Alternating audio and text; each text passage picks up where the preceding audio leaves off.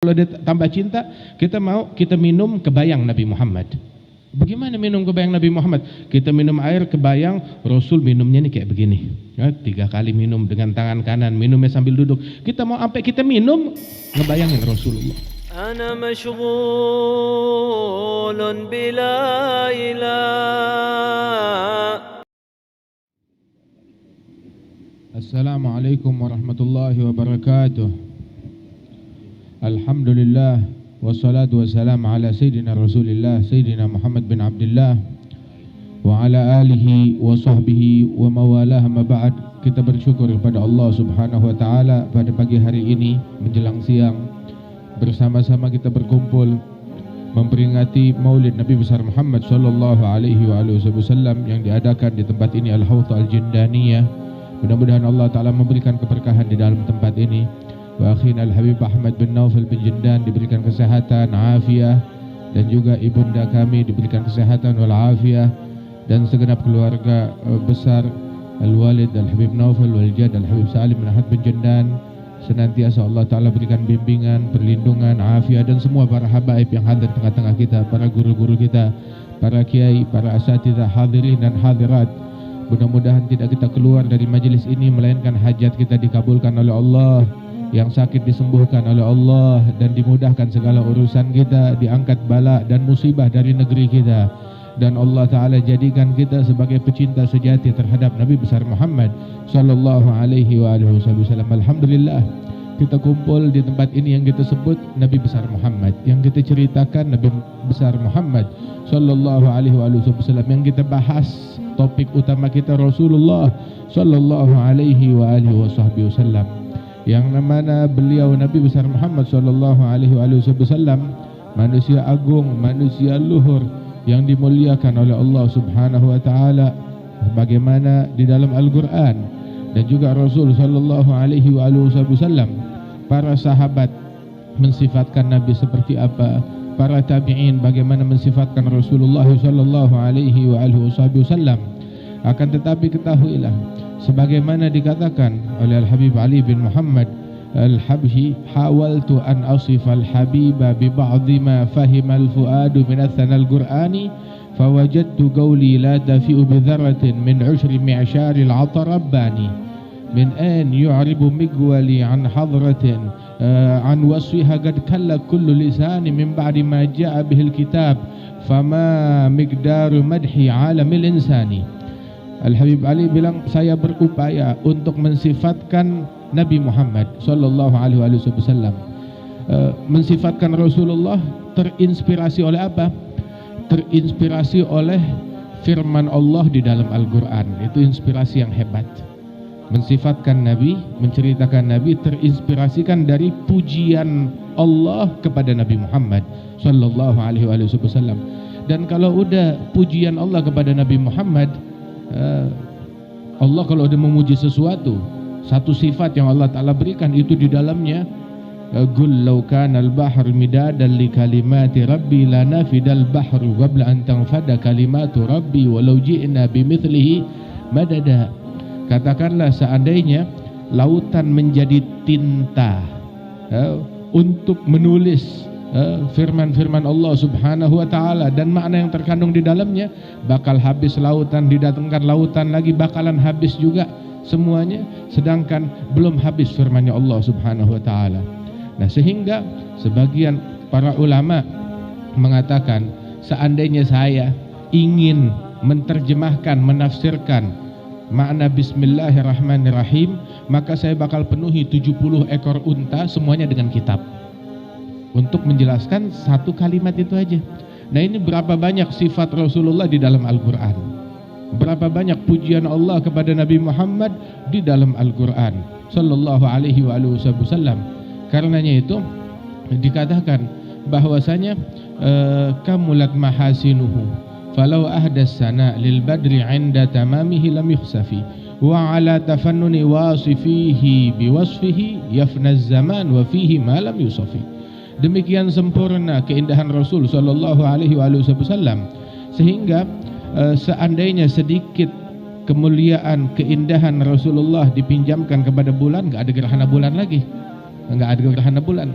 Kenapa? Bulan cahayanya udah nggak bergantung lagi kepada matahari, udah khalas. Kenapa? Udah dipinjamkan cahaya dari Nabi Muhammad SAW. Semalam katanya gerhana, begitu. Tapi baru tahunya udah tenggelam gerhananya sebelum maghrib. Maghrib udah habis gerhananya. Wahakadha Rasul SAW, dan sehebat-hebatnya para pujangga memuji Nabi Muhammad, seandainya semua orang seluruh dunia memuji Rasul SAW, setahun, 2 tahun, 3 tahun, habis umur, habis masa, habis zaman, belum habis keindahan Rasulullah untuk diceritakan sallallahu alaihi wasallam. Kenapa? Sebab istimdaduh dari Quran. Sebab sumber dari pujian kepada Nabi Muhammad bersumber dari mana? Dari Al-Quran. Jadi mau 1000 tahun juga nggak bakalan ada habisnya untuk memuji Rasulullah sallallahu alaihi wasallam. Nah, karenanya itu pujian kita kepada Nabi Muhammad kecil, nggak ada apa-apanya. Dan justru dengan pujian kepada Rasulullah yang membangkitkan kecintaan kepada Nabi, membangkitkan kerinduan kepada Nabi, dan setelah cinta membangkitkan dorongan untuk mengikuti, meneladani Rasulullah sallallahu alaihi wasallam. Maunya kita nih, kita hadir di sini nambah cinta kita kepada Rasulullah. Terus kalau dia tambah cinta, kita minum kebayang Nabi Muhammad. Bagaimana minum kebayang Nabi Muhammad? Kita minum air kebayang Rasul, minumnya nih kayak begini, 3 kali minum dengan tangan kanan, minumnya sambil duduk. Kita mau sampai kita minum ngebayangin Rasulullah. Sampai kita makan ngebayangin cara makannya Rasulullah sallallahu alaihi wasallam. Ada sekali Rasulullah lagi makan, di situ ada anak-anak muda ikut makan bersama Rasul sallallahu alaihi wasallam. Maka ada satu pemuda, dia ngambil comot sana, comot sini, ngambil bagian yang jauh. Maka Rasulullah berkata, ya gulam, samillah, kul biyaminik, kul mimma yalik. Wahai anak muda, bacalah bismillah, makanlah dengan tangan kananmu, begitu. Dan makan, ambil bagian yang dekat dengan kamu, ya. Jangan nyomot ke bagian yang jauh, padahal depan dia ada. Diajarin tata krama, adab oleh Rasulullah sallallahu alaihi wasallam. Terus ada apa kita ngikutin cara makannya orang barat? Semua keindahan dari Rasulullah sallallahu alaihi wasallam. Fama min khuluqin fil bariyati mahmud illa wa huwa mutalaggan an zainil wujud. Enggak ada perangai yang indah melainkan kalau ditelusuri semua perangai yang indah yang ada di alam semesta pasti sumbernya dari Nabi Muhammad sallallahu alaihi wasallam.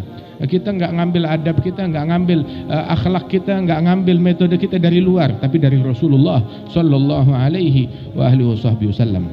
Karena itu pemuda tersebut, kalimat Nabi demikian berkesan di dalam hatinya hingga dia ingat dan beliau jalankan dengan sebaik-baiknya. Nah, begitu juga kita. Kalau dapat nasihat yang baik, amalkan, jalankan, praktekkan. Begitu. Sebab al-haq ahaq an yuttaba'. Sesuatu yang hak lebih berhak untuk kita ikuti dari siapapun datangnya hal tersebut, apalagi bersumber dari Rasulullah atau dari para ulama ussalihin yang sanad mereka nyambung kepada Nabi Muhammad sallallahu alaihi wasallam. Sebab kita nih dalam beragama nggak ngikutin hawa nafsu, nggak ngikutin syahwat kita, nggak ikutin maunya kita, nggak ikutin egonya kita, nggak ikutin ambisinya kita, nggak ikutin obsesinya kita. Agama bukan ngikut apa yang kita mau, tidak, tetapi ngikut apa yang Allah mau, apa yang Rasulullah mau, apa yang Allah suka. Jadi kalau kita mau bikin apa-apa, pikir Allah suka gak, Nabi suka gak, Nabi seneng gak. Kadang kalau kita bikin acara, misalkan acara kawinan atau acara hajatan, yang kita pikir besan seneng gak, tamu undangan seneng gak, itu yang dipikir. Rasul mau murka masa bodoh, anda gak undang. Pikiran dia begitu, mestinya dia pikir. Sebab semua amalan kita, qul i'malu fasayarallahu amalakum wa rasuluh. Beramallah, sesungguhnya Allah akan menyaksikan amalan kalian, dan Rasul sallallahu alaihi wasallam melihat, menyaksikan amalan yang kita lakukan. Pikir, mau bikin apapun, pikir apa yang disukai oleh Rasulullah sallallahu alaihi wasallam, bukan ngikut apa yang kita suka, bukan ngikut apa yang kelompok ini suka, apa yang orang ini suka, enggak, tetapi apa yang disukai oleh Rasulullah sallallahu alaihi wasallam. Seandainya sukanya orang tersebut sesuai dengan sukanya Rasulullah, alhamdulillah. Tapi kalau enggak, tetap kita balik kepada apa yang disukai, yang direstui oleh Nabi besar Muhammad. Dalam hadis, la yu'minu ahadukum hatta yakuna hawah taba' lima ji'tu bih. Tidak beriman salah seorang kalian hingga obsesi dia, kemauan dia, keinginan dia ikut kepada apa yang diinginkan oleh Rasulullah sallallahu alaihi wa alihi wasallam, ikut kepada apa yang diinginkan oleh Nabi Muhammad. Ada satu orang duduk bersama Rasulullah, makan bersama Nabi Muhammad, makannya tangan kiri, dikasih tahu sama Nabi Muhammad, ya hadza kul biyaminik, makanlah dengan tangan kananmu. Nabi kalau ngasih tahu orang enak, santun, senyum, sopan, lembut. Makanya nggak mau nurut, wah itu udah kelewat sial banget. Dikasih tahu begitu, itu orang malah bilang, la astati', saya nggak bisa makan pakai tangan kanan. Nabi nggak nyautin apa, Nabi cuma bilang, idzan lastata'ta. Kalau begitu kamu bilang nggak bisa, ya nggak bisa. Kamu bilang nggak bisa, ya sudah, nggak bisa. Sejak saat itu dia nggak bisa ngangkat tangan kanannya ke mulut. Lumpuh tangan kanannya, nggak bisa ngangkat tangannya ke mulut. Kualat kepada Rasulullah sallallahu alaihi wasallam. Kita dengar nasihat dari Nabi Muhammad, kita ikutin. Di mana kita dengar ada kebaikan, kita hadir, kita jalankan, kita support, kita dukung. Itu Rasul sallallahu alaihi wasallam sekali itu lagi ngumpul majelis seperti ini, tahu-tahu di luar tuh ada 3 orang. 3 orang yang menarik perhatian para sahabat di luar majelis. Akhirnya yang satu masuk, cari tempat kosong, diambil tempat kosong, maju ke depan, ada tempat kosong, dia duduk ke depan. Yang satu lagi malu, ya dia duduk tetap di bagian belakang. Yang satu lagi takabur, sombong, ogah, kagak mau, di jalan pergi ke tempat lain. Dikiranya Allah butuh sama dia atau Rasulullah butuh sama dia. Alhasil setelah selesai majelis tersebut, Nabi cerita tentang 3 orang. Ayo ambil pelajaran dari 3 orang ini. Amal awal, kata Rasul sallallahu alaihi wasallam, awa ilallah fa'awahullah. Orang yang pertama, dia mendekat kepada Allah, merujuk kepada Allah, balik kepada Allah, maka Allah Ta'ala tampung dia, diterima oleh Allah Subhanahu wa Ta'ala, disambut oleh Allah Ta'ala. Adapun orang yang kedua, dia malu, cari tempat, malu ke depan, dia duduk di belakang, padahal depan ada tempat. Dia malu, dia duduk di belakang, duduk di belakang. Istahya minallah, ats-tsani istahya minallah, fastahyallahu minhu. Wa man istahyallahu minhu lam yu'adzibhu. Yang kedua, dia malu kepada Allah, maka Allah pun juga malu kepada dia. Dan barang siapa yang Allah malu kepadanya, Allah enggak bakal mengazab hamba tersebut, enggak disiksa oleh Allah Ta'ala. Beruntung itu orang. Terus adapun yang ketiga, a'rada 'anillah fa'aradallahu anhu. Dia berpaling dari Allah. Begitu Allah berpaling dari dia, dia berpaling, maka Allah berpaling dari dia. Sebab man aqbalallah bikulliyatih aqbalallahu alaihi bikulliyatih. Man aqbala 'ala Allah bikulliyatih aqbalallahu alaihi bikulliyatih. Wa man a'rada 'anillah bikulliyatih a'radallahu anhu bikulliyatih. Wa man kana lillah sa'ah wa sa'ah kana Allahu lahu sa'ah wa sa'ah. Barang siapa yang mendekat kepada Allah secara totalitas, maka Allah mendekat kepada hamba tersebut secara totalitas. Yang berpaling dari Allah secara total, Allah berpaling dari itu hamba secara total. Tapi yang angin-anginan, entar dia datang, entar dia jauh. Ya begitu juga Allah sama dia begitu, entar dekat, entar jauh, begitu sesuai kondisinya, naik turun. Wahakadha, mudah-mudahan Allah Subhanahu wa ta'ala kuatkan kita dan kokohkan langkah kita di dalam mendekatkan diri kepada Allah Jalla Jalaluhu wa ta'ala azamatuh. Alhamdulillah, ini majelis yang semacam ini, kegiatan yang semacam ini adalah kegiatan yang disupport, yang didukung oleh para guru-guru kita terdahulu, para salaf kita yang terdahulu. Sebab antara mereka ahlus safa wal wafa ma fihi mugattu dhid, ma bain hadza yumid wa akhar kadza yastamid. Orang-orang yang berhati bersih dan setia, setia kepada nabinya, setia kepada gurunya, setia kepada salafnya, setia kepada ajaran Allah dan ajaran para leluhurnya. Antara mereka satu sama lain nggak ada pertentangan, nggak ada kedengkian satu sama lain, saling support, saling mendoakan, sehingga nggak ada iri di antara mereka.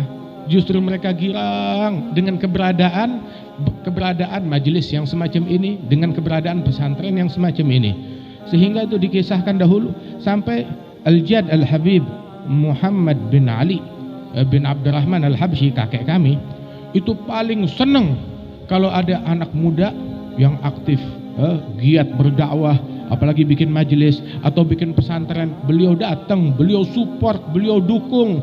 Begitu beliau hormati, beliau muliakan, sehingga beliau dekat kepada semua kalangan, yang tua, yang muda, yang sepuh, dekat dan menyambut mereka.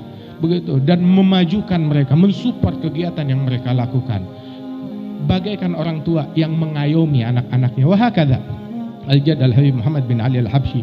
Dari mana beliau dapatkan ini? Maja min ba'id, bukan dari jauh, tetapi dari ayahnya, dari leluhurnya, dari Rasulullah sallallahu alaihi wasallam.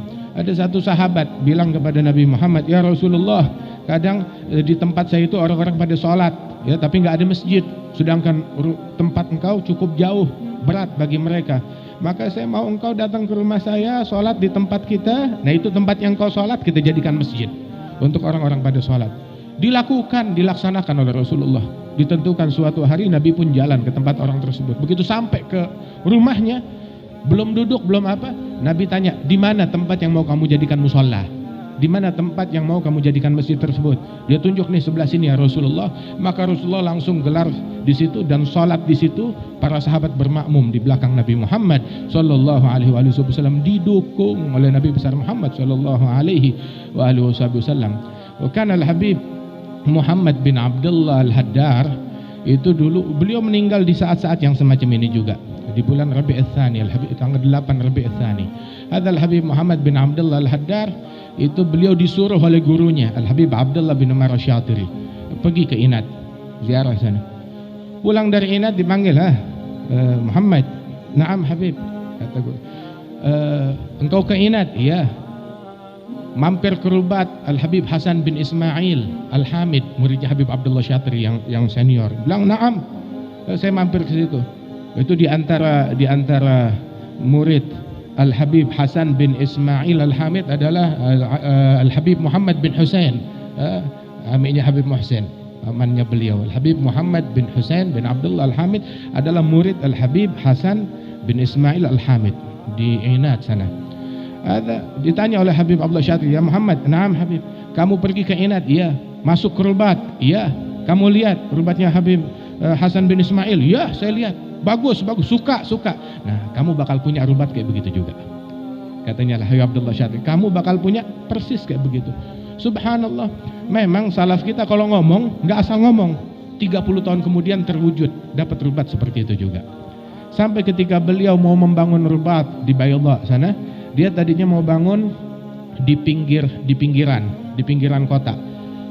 Kemudian tahu-tahu Al-Habib Ali bin Abdullah bin Syahab kirim surat kepada beliau. Dibilang, "Syekh ya Muhammad, kamu jangan bangun di pinggir kota, tapi bangun di tengah kota di sebelah sini." Habib Muhammad bilang seolah-olah Habib Ali tahu letaknya itu yang paling strategis di mana, dia yang pilihkan tempat. Padahal nggak pernah keluar dari Tarim, nggak pernah kemana-mana. Seolah-olah dalam suratnya dia tahu jalanan kota Baydha yang jaraknya ratusan kilometer itu seperti apa. Dia tahu, ditentukan. Sebab mereka nggak melangkah kecuali dengan isyarat, dengan perintah, dengan bimbingan. Kagak ngelangkah sendiri. Nah, kita mau bikin apa-apa, musyawarah kepada guru, musyawarah kepada sepuh, musyawarah kepada orang yang dituakan. Apabila seseorang langkahnya dia sesuai dengan arahan gurunya, sesuai dengan metode gurunya, sesuai dengan bimbingan gurunya, jangan ingkar, khalas, salim, serahin sama dia. Tapi kalau nggak sesuai dengan ajaran gurunya atau nggak punya guru, nah itu baru yang menimbulkan masalah. Akan tetapi selama itu dengan bimbingan gurunya, selamat, aman. Kemudian Al-Habib Muhammad dia bangun rubatnya di tempat tersebut. Masya Allah berkah, nggak pernah ketinggalan sholat jamaah, wala ketinggalan takbiratul ihram bersama imam. Kemudian minta bantuan kepada Al-Habib Muhammad bin Salim bin Hafidh, perlu pengajar buat bantu ngajar di rubat saya ini. Maka Al-Habib Muhammad menugaskan Al-Habib Zain bin Ibrahim bin Sumaid ngajar di situ. Di rubatnya Al-Habib Muhammad Al-Haddar, ngajar di sana. Ngajar di situ, subhanallah, Al-Habib Zain ketika datang usianya jauh lebih muda dari Habib Muhammad, hingga beliau menikah dengan putrinya Al-Habib Muhammad bin Abdullah Al-Haddar, dinikahkan. Itu waktu beliau datang ke Baydha, Al-Habib Muhammad Al-Haddar menyambut beliau udah pakai arak-arakan. Begitu sampai itu orang-orang kira siapa yang mau kita sambut? Kurangnya orang besar atau apa? Wal Habib Zain kan kurus, penampilannya biasa begitu. Nah, ini yang kita sambut. Beberapa orang bilang begitu. Tapi begitu mendengar daripada kajian beliau, ilmu beliau, penjelasan beliau, mereka semuanya kagum dengan penjelasan Al Habib Zain bin Ibrahim bin Sumaid. Mudah-mudahan Allah Ta'ala panjangkan usia beliau. Itu waktu beliau selesai mengajar di sana, pindah ke Hijaz, berjumpa dengan Al-Habib Attas bin Abdullah Al-Habsyi. Habib Attas Habsyi nanya kepada Habib Zain, ya Zain, kamu ngajar di Bayda, di Rubat Al-Haddar berapa lama? 25 tahun ya Habib. Kata Habib Attas, kalau begitu kamu ngajar di sini di Rubatul Jufri di Madinah, ngajar di situ sama 25 tahun juga. Kata Habib Attas Habsyi, benar ucapan salaf kita, mereka bukan ngarang ucapannya. Begitu ngajar 25 tahun udah berhenti ngajar, serubat-rubatnya berhenti juga, tutup juga. Subhanallah, 25 tahun persis seperti ucapannya Al-Habib Attas Al-Habsyi radhiyallahu anhum wa ardahum. Karenanya itu, barang siapa yang jalan di bawah bimbingan mereka, di bawah arahan orang-orang yang dimuliakan oleh Allah Subhanahu wa taala, maka enggak bakal menyimpang, enggak bakal meleset kemana-mana. Mereka terikat dengan tali yang kuat kepada para kaum al-muhsinuna lana gharsa. Al-Habib dibilang tuh sifat mereka tuh, para salaf kita, para guru-guru kita, orang-orang yang pandai di dalam menanam benih. Benih apapun yang mereka tanam pasti tumbuhnya subur, pasti buahnya manis. Pasti tumbuhnya subur, pasti buahnya manis yang mereka tanam. Subhanallah, kenapa? Sebab yang menanamnya ini orang-orang besar, orang-orang yang dimuliakan oleh Allah Subhanahu wa taala. Tangan mereka nyambung dengan tangannya Nabi Muhammad sallallahu alaihi wasallam, sehingga tanamannya berkah, buahnya pun juga berkah. Kata mudah-mudahan Allah taala berikan keberkahan di dalam tempat ini, dan beruntung mereka yang punya andil ya dalam terwujudnya acara ini, dalam terwujudnya tempat ini, dalam berjalannya. Subhanallah, yang mau andil masih kebuka. Alhamdulillah, lahan masih kosong, tempat masih luas. Masya Allah, andil, bikin kapling kita di sorga, bikin kapling kita di sorga. Kita mau bangun apa di sorga? Kita pengen makmurin seperti apa kuburannya kita besok. Nah, wujudkan itu semua di sini. Dari sini kita tanam, kita bentuk begitu hingga kita menghasilkan hasil yang memuaskan besok di surganya Allah Subhanahu wa taala. Alhamdulillah, Rasulullah sallallahu alaihi wasallam beliau bilang, maluka ma qaddamta. Harta yang kamu punya, yang kamu setor ke akhirat, itu punya kamu. Tapi yang kamu simpan bukan punya kita. Yang kita simpan bukan punya kita. Itu miliknya ahli waris, atau miliknya siapa tahu? Miliknya rumah sakit. Jadi buat berobat, jadi buat dokter, atau jadi buat musibah. Harta yang kita punya, yang kita store di jalannya Allah Subhanahu wa taala. La yang gusul mal min sadaqah bal yazdad bal yazdad bal yazdad. Enggak bakalan berkurang harta yang disedekahin, justru bertambah. Kita semua yang hadir sini kita bakalan mati. Terus mati mau bawa apaan? Mau bawa duit kita, mau bawa mobil kita, mau bawa rumah kita? Enggak ada yang bisa kita bawa kecuali yang kita store, yang kita kirim ke akhirat. Yang kita tinggal di sini, nah itu yang kita tinggalin buat ahli waris, bukan harta kita. Tapi yang kita punya adalah yang kita infakkan di jalan Allah Subhanahu wa taala. Walaupun kecil, itu berarti buat kita saat roh kita di tenggorokan. Walaupun kecil, berarti buat diri kita sendiri saat kita di dalam kuburan. Berarti buat diri kita. Gu anfusakum wa ahlikum nara ittagun nar walau bisyikki tamrah, kata Rasulullah sallallahu alaihi wa alihi wasallam. Itu sedekah tuh macam-macam. Ada sedekah buat orang yang kena musibah, ada sedekah buat orang sakit, ada sedekah buat kerabat dan famili, ada pemberian buat ini dan itu. Begitu. Di antara sedekah yang paling afdal adalah sedekah untuk siapa? Untuk orang-orang yang berkecimpung dalam bidang keilmuan, dalam bidang dakwah. Kenapa? Sebab nafa'nya muta'addi. Manfaat yang diberikan itu meluas, ngeluber sampai kemana-mana, sampai jauh kemana-mana. Wah, Al-Habib Ahmad duitnya banyak dia, begitu. Dia nggak butuh sama duitnya kita. Alhamdulillah, duitnya banyak, begitu, lebih banyak dari saya. Nggak butuh sama duitnya kita. Tetapi kita yang butuh untuk andil di dalam amal kebaikan ini. Kita nggak mau diborong nih kebaikan sama dia sendirian. Begitu, jangan dia sendiri yang ngeborong. Pengen juga kita punya andil dalam kebaikan yang semacam ini. Mudah-mudahan Allah Ta'ala berikan keberkahan buat kita sekalian, Allah Ta'ala berikan taufik, Allah Ta'ala berikan bimbingan bagi kita sekalian. Dan terima kasih yang sebesar-besarnya juga ya kita haturkan kepada warga lingkungan, Masya Allah, lingkungan yang baik, lingkungan yang berkah, lingkungan yang aman, lingkungan yang makmur, insya Allah, atas support mereka dan dukungan mereka untuk pondok pesantren ini dan untuk acara dan kegiatan di tempat ini. Dan juga terima kasih juga untuk pemerintahan setempat, mulai dari lurahnya, camatnya, wali kotanya, bupatinya, gubernurnya, semuanya, dan juga untuk kepolisiannya dan TNI-nya dan segenap masyarakat semuanya. Mudah-mudahan Allah Ta'ala berikan keberkahan di dalam perkumpulan kita ini, semuanya mendapatkan taufik dan bimbingan dari Allah Subhanahu wa Ta'ala. InsyaAllah kita pulang dari majelis ini, dosa kita diampunkan oleh Allah Subhanahu wa Ta'ala. Alhamdulillah, wa nas'alullah subhanahu wa ta'ala.